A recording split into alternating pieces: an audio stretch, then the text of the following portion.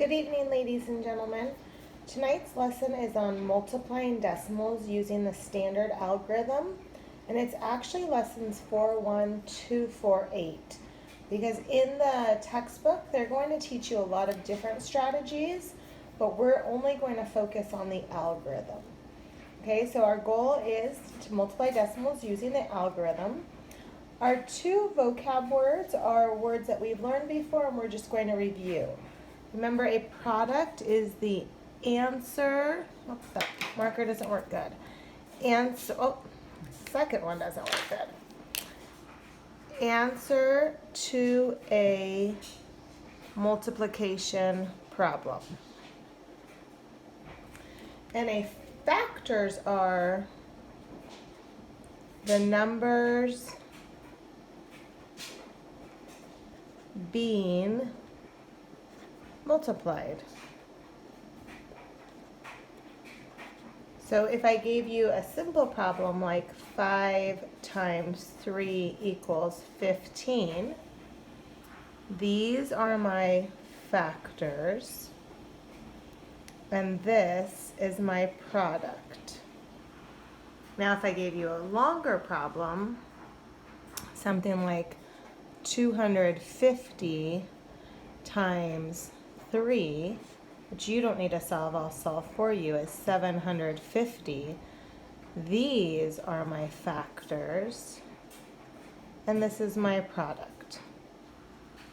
So again, the factors are the numbers you're multiplying, and the product is my answer. Okay, we don't have any notes today, so we're going to go right into our steps. Okay, our first step says we're going to set up the problem regularly, or regular. Okay, what that really means is, because this is multiplication, I'm just going to set up my problem like I would a regular multiplication problem.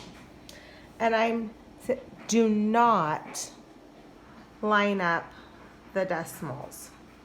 Now this is going to be a big part you're going to have to remember, is that we've lined up decimals when we added and subtracted, but not when you multiply. Do not line up the decimals. And the longer number needs to be on top. So all step 1 is how you're going to set it up, okay? Step 2 is we're going to multiply regularly. We're just going to multiply like we did in Unit 2. We're going to multiply regularly and ignore the decimals. Okay, once you've multiplied and you have a product or an answer, then we're going to make and count loops. This word loops in your problem. And then you're going to make an equal number of loops in your answer and add a decimal. Okay, so step 1 and 2 is really going to be like we did with regular multiplication. It's just going to be this new idea of these loops from step 3 and 4 that's going to be new. Okay, so I'm going to look at this problem, my first problem, and it says 8 times 54.26. Okay, so if I look at my steps, my step 1 is all about setting it up. How should I set this up? I'm going to pretend it's kind of a regular multiplication problem. So if this was a regular multiplication problem without the decimal, I would definitely put this one on top. And it even says I need to put the longer one on top. So I'm going to say 54 decimal 26, or 54 and 26 hundredths, times 8. Now, it's very different than adding and subtracting. Notice I'm not adding decimals, I'm not lining decimals up. Multiplication is going to be very different. So I set it up like a regular multiplication problem where the backs line up, and I did not line up any decimals, and I put the longer one on top. Okay, step 2, let's read this. I'm going to multiply regular. I'm just going to ignore the decimal. I'm going to pretend it's not there, and I'm just going to multiply like I did in Unit 2. 8 times 6 is 48, so I put my 8 and carry my 4. 8 times 2 is 16. 16 plus 4 is 20, so I'm going to put a 0 and carry a 2. 8 times 4 is 32, plus 2 is 34, so I'm going to put a 4 and carry a 3, so it says 34. Then I have 8 times 5 is 40, plus 3 is 43. Okay, for this problem, since there was only a single digit factor, that's all I have to do. Okay, let's look at step 3. Make and count loops in your problem. So I'm going to look at my problem, not my answer. When I do my loops, I always start on the end, and they go under each digit. So I'm going to draw 2 loops there. So I start in the end, and I go to the decimal. 8, there's going to be no loops because there's no decimal. So I drew 2 loops in my problem. Okay, my final step says make an equal number of loops in your answer and add a decimal. Since there's 2 loops here, I'm going to add 2 loops here. So I always start at the end.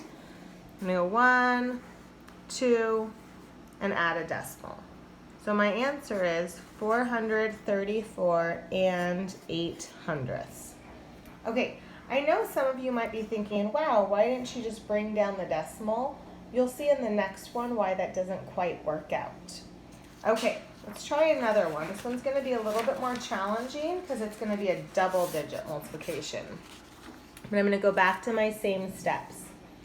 So step 1 says I'm going to set up the problem regular, which means those backs are going to line up. I'm not going to line up my decimals, and the longer one goes on top. Okay, so here's my longer one. And notice I'm not lining up my decimals. I'm kind of lining up my digits, but not my decimals. I put the longer one on top, and I lined up the backs. That's how you set up a problem. Okay, so now I'm ready to go to my next step, which says multiply regular. So kind of pretend it says 317 times 35. Just pretend the decimals aren't even there. Okay, so what would I do? I have 5 times 7 is 35, so I put a 5 and carry a 3. 5 times 1 is 5, plus 3 is 8. 5 times 3 is 15. Okay, I like to, before I go on to the next number, cross that off. Okay, before I go into the 3, I can add my placeholder because my answer needs to go under the 3. So now I have 3 times 7 is 21, so I put a 1 and carry a 2. 3 times 1 is 3, plus 2 is 5. And 3 times 3 is 9. Okay, so let's add this. I get 5, 9, 5 plus 5 is 10. 1 plus 1 plus 9 is 11. Okay, so that would be how I would multiply it regular. Let's look at our step 3. Make and count loops in your problem. So when I make my loops, I always start on the end and I go to under 1 digit and stop at my decimal. So there's 1 loop there, but there's a decimal here, so I have to do it also. 1 loop, 2 loops. So my problem has 3 loops. Okay. Now my final step says make an equal number of loops in your answer and add a decimal. So come to my answer and I need an equal number of loops. So I need 1, 2, 3. So my answer is 11 and 95 thousandths. Okay, I hope that's kind of making sense to you. Let's try some together now. Okay. Number 1 on our guided practice looks like this. So the first thing I would do would be I'm going to set it up. So set up with the longer number on top, ignoring the decimal, not lining anything up.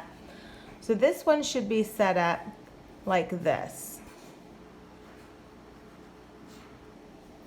Okay, step 2 is you're just going to multiply like it's a regular problem. So 2 times 6 is 12, 2 times 2 is 4, plus 1 is 5, and 2 times 3 is 6. Step 3 is I'm going to make loops in my problem. So I have 1, 2, I'm not going to do any here. So there's 2 loops in my problem.